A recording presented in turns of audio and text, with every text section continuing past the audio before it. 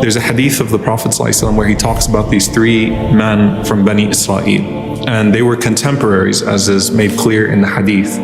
And the Prophet ﷺ said there was a bald man, a man who was a leper, and a man who was blind.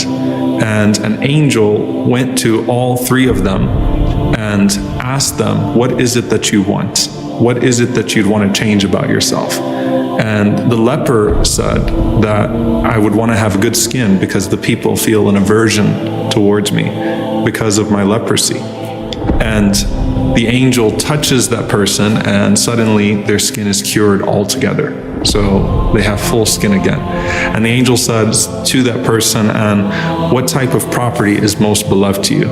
And the man says, camels. And so the angel then brings a pregnant she-camel and says, Barakallahu laka fiha, may Allah bless you with that she-camel.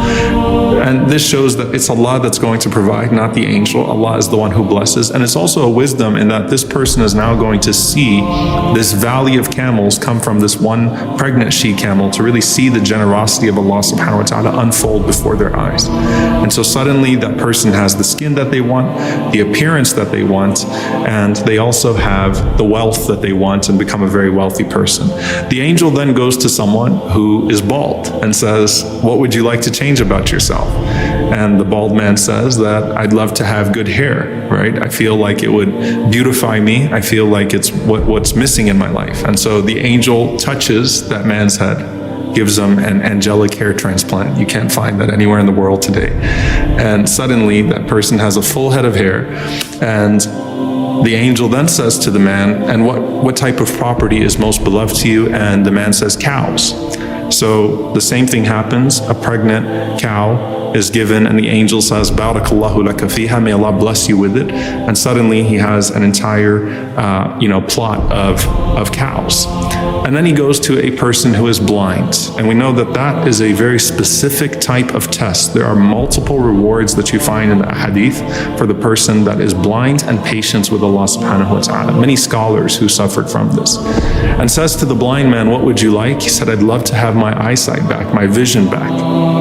And so the angel wipes his eyes and suddenly he can see again. And then he says to him, and what's the most beloved of property to you? He says sheep, which is very simple, right, if you think about it. So he's given a pregnant sheep, and that gives birth to an entire plot of sheep. And so he's got his entire property in front of him that he can work with and that he can deal with. And so each one has their herd now, and they have their property, and they have the appearance that they want, and they have the blessings that they want. The Prophet ﷺ says that then the angel comes back to each one of those people in the same human form as they were before. So to the leper, the angel shows up with leprosy, a human being with leprosy that's also poor. To the one who was bald, the angel shows up looking like the person used to look, also poor. And for the one who was blind, the angel also shows up in the form of a blind man that's also needy. And as that angel shows up to each one of them, the angel asks them for support.